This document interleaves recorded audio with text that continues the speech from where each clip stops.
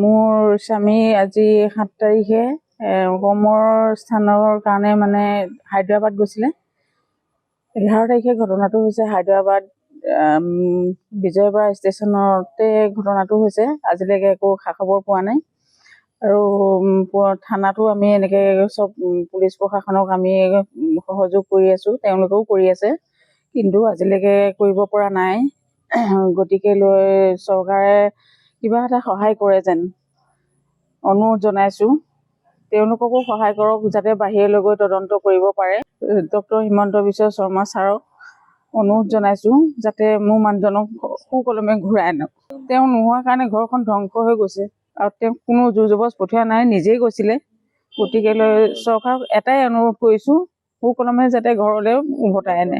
মোৰ দেউতা দিগন্ত শইকীয়া। মই আৰু এটা আগৰ নিউজত মই কৈছোঁৱেই, দেউতা গৈ আছিলে কৰ্মসন্ধানত, তেওঁ হায়দৰাবাদ অভিমুখে, কিন্তু বিজয়বাড়াৰ পৰা দেউতা অলপ আগত ক্ৰচিং এটাত দেউতা নামি দিছে বুলি কৈছে।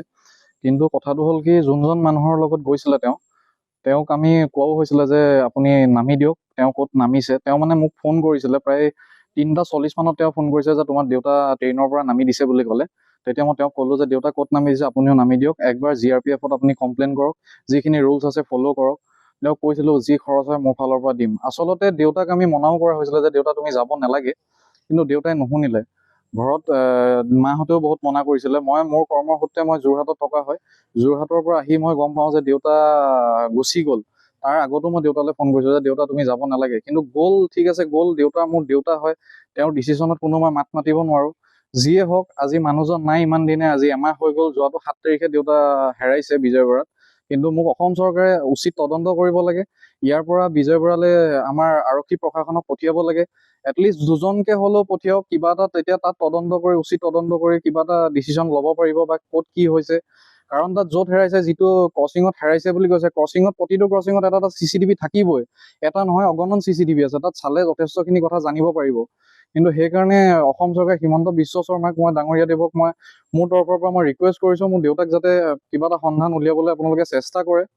আৰু শিৱসাগৰ প্ৰশাসনেও যিমানখিনি চেষ্টা কৰিছে, আগৰবাৰো মই কৈছিলোঁ যে নাম মেনশ্যন কৰিছিলোঁ, কিন্তু এইটো হয় তেওঁলোকে চেষ্টা কৰিছে, কিন্তু চেষ্টাৰ একো এতিয়ালৈকে ৰিজাল্ট উলিয়াব পৰা নাই। আচলতে তেওঁলোকে যিমানখিনি চেষ্টা কৰিছে তাৰ বিনিময়ত কিবা এটা আশা কৰিছিলোঁ আমি। এতিয়ালৈকে একো হোৱা নাই। যেতিয়া আপুনিয়ে যদি হিমন্ত বিশ্ব শৰ্মা ডাঙৰীয়াদেৱ, আপুনি যদি কিবা এটা চাই বা এই কথাষাৰ উচিত তদন্ত কৰে, তেতিয়াহ'লে নিশ্চয় কিবা এটা ওলাব।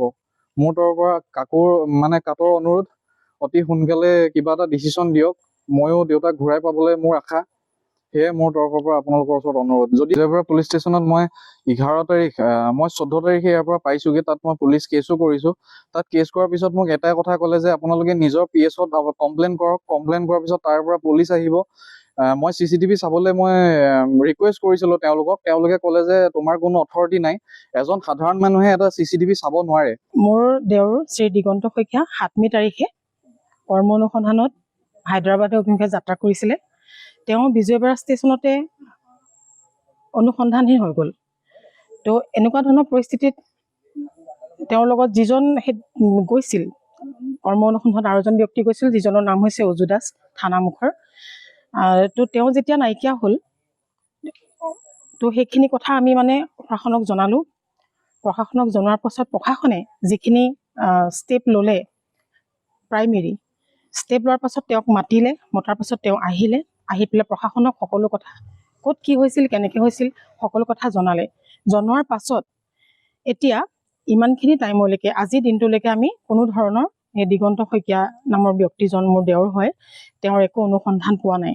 গতিকে প্ৰশাসনে কৰিবলগীয়া কাম কৰিছে, কিন্তু আমি ওপৰৰ লেভেলক এটা কথা জনাওঁ যে এজন মানুহ এনেকৈ নাইকিয়া হৈ যোৱাৰ পাছত তো আমি কৰিবলগীয়া একো কাম নাই। সকলো কৰিবলগীয়া যি আছিলে সকলো কৰিলোঁ।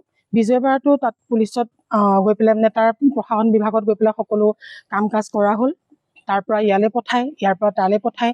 এনেকুৱা অৱস্থাত আমি এতিয়া দিশহাৰা হৈ গৈছোঁ। তো এতিয়া আমি কি কৰিম? সেইটো কাৰণে আমি চৰকাৰক এটা অনুৰোধ কৰিছোঁ যে তেওঁলোকে আমাক এটা উপায় দিয়ক। কাৰণ এজন মানুহ হেৰাই গৈছে, এখন ঘৰৰ হাহাকাৰৰ সৃষ্টি হৈছে। তো মানুহজন এজন মানুহ হয়, তেজমঙৰ এজন মানুহ হয়। যদি তেওঁ অসুস্থ থাকিলহেঁতেন তেতিয়া বেলেগ কথা। সুস্থ এজন মানুহ হেৰাই গৈছে, যি নেকি আজিলৈকে আমি অনুসন্ধানেই পোৱা নাই। তো এইটো ক্ষেত্ৰত আমি বহুত দুখিত। আৰু যিমানখিনি কৰণীয় আছে প্ৰশাসনেও কৰিছে, আমিও কৰিছোঁ, কিন্তু ইয়াৰ ওপৰত আমাৰ কৰিবলগীয়া একো নাই। এতিয়া কি চৰকাৰক এটা অনুৰোধ জনাইছোঁ যে আমি তেওঁক পাম কেনেকৈ, আমি তেওঁৰ সন্ধান পাম কেনেকৈ। গতিকে অনুগ্ৰহ কৰি যাতে চৰকাৰখনে আমাক এটা ৱে দিয়ে, যাতে তেওঁক বিচাৰি উলিওৱাত বা তেওঁৰ অনুসন্ধান উলিওৱাত আমি সহায় পাওঁ।